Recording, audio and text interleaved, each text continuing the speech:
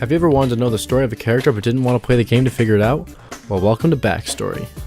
Spyro, finally. Alright, so this video will only be classic Spyro, just as a preface. I might do other Spyros in the future, but for now this is a good thing to start with. I know it's been a long time since the last Backstory, but I figured I'd start doing them again. Alright. Set the scene in a peaceful dragon realms. There are 3 thieves that steal a dragonfly egg and a dragon egg. 3 thieves steal 2 things. Damn it, Richard. You aren't part of the 3 anymore. You couldn't even steal anything right. Fucking Richard. Anyways, one of those eggs was the dragon we know and love today. Pete. Spyro. Starting off with the first game, we have Spyro the Dragon. Nasty Nork is fed up with the dragons who make fun of him, so he sets all of the dragons to stone. But because Spyro is smaller than the other dragons, he is not affected. So he has to go through the dragon realms and save 80 dragons and collect 12 eggs, so he can then defeat Nasty Nork because Nasty is an asshole. After that, Spyro and Sparks take a nice vacation to the dragon shores. Now on to Spyro's Riptos Rage. Some while after the first game, there was a lot of rain.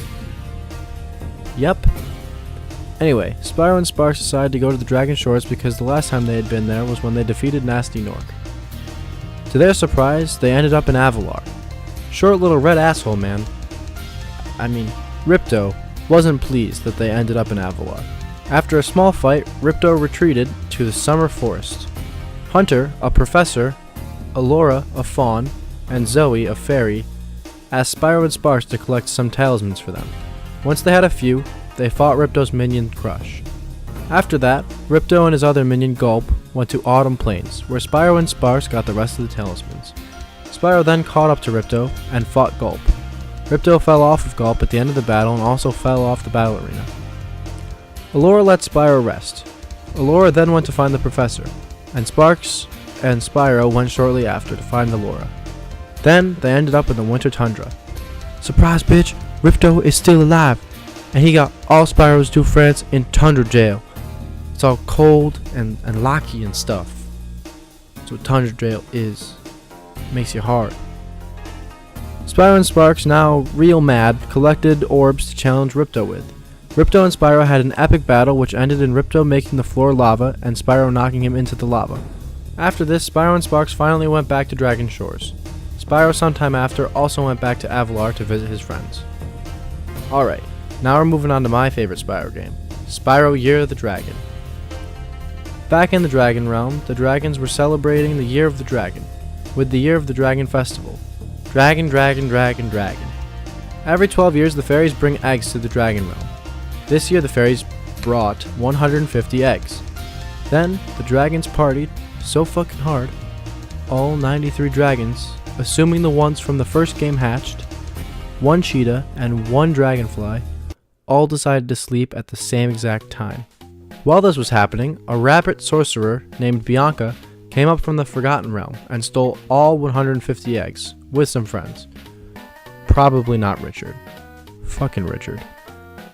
Anyways, as we established, Spyro is a small dragon, so he fits into the hole leading to the Forgotten Realm. Hunter and Sparks go too, to get all the eggs back. The bunny then reported to the ruler of the land, who wanted the baby dragons because apparently dragons are the source of all magic. Well shit. If I knew that's how I could become a wizard, I would have started looking a long time ago. The ruler sent some bad guys created by her to defeat Spyro, but with the help of Sheila the Kangaroo, Sergeant Bird, Bentley the Yeti, and Agent 9 the Monkey, who were all being held by Moneybags. Fuck you, Moneybags. Just as a side note, totally rant right now. I hate Moneybags. He's terrible. I don't like him at all. Spyro and Sparks eventually made it to Midnight Mountain, where they were ready to take on the ruler, when Bianca realized her shit was fucked, so she betrayed the ruler. After Spyro collected 149 eggs, he then got the last egg by making the final blow on the ruler to take her down once and for all. In Spyro's Seasons of Ice, Spyro and his friends decide to take a vacation to the Forgotten Realm, when all the fairies get frozen and Spyro has to unfreeze all 100 fairies.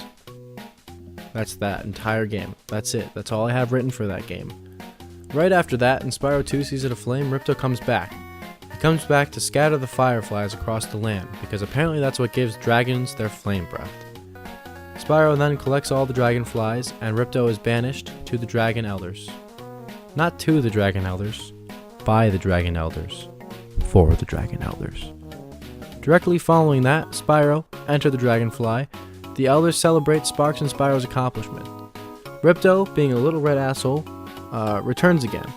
And again, targeting the dragonflies, he scatters 90 dragonflies across the Dragon Realm. Eventually, Spyro and Sparks, they did it again. They got all the dragonflies to enter Ripto's portal. You know, okay, so in Year of the Dragon, it's established that the dragons are the source of the magic. And it's fine if dragonflies are also the source of the magic, but I think it would make more sense even if the dragonflies were also a source of the magic.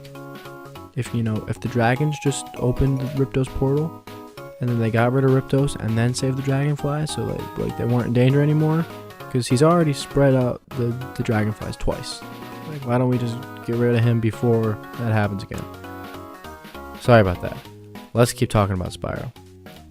After he entered Ripto's turf, Ripto showed his ability to adapt by putting a flame shield and growing twice his size. You know what, Ripto, I hate you, but nice job. Spyro got a shield down with his ice breath, because Spyro also knows how to adapt. Now don't ice breath Ripto, because if you do, he'll grow even bigger, and put his 2 minions inside of him, just to scare you. He does that. It's terrifying.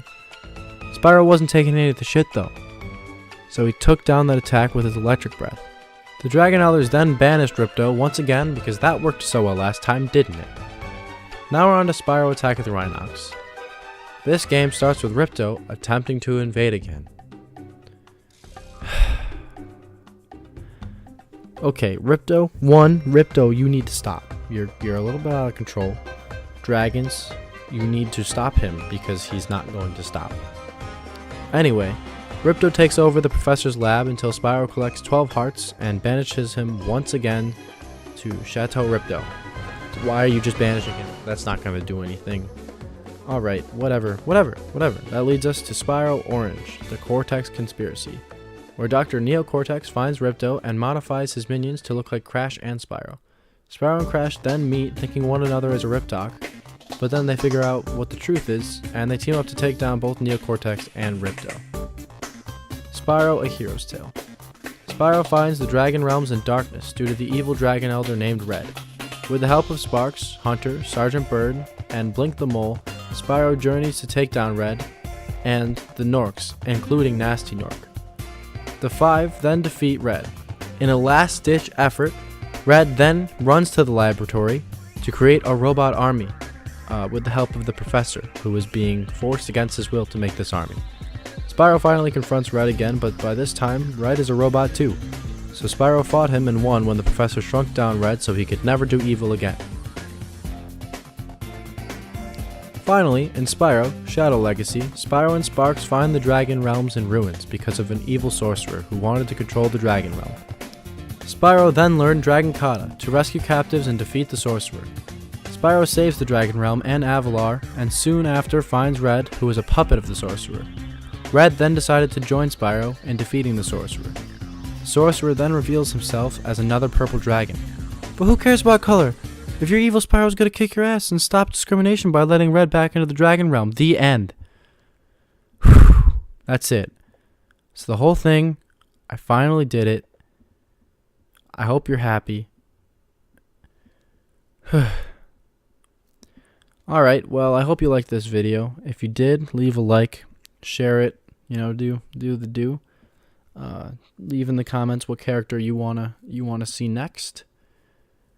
And just have a nice rest of your night.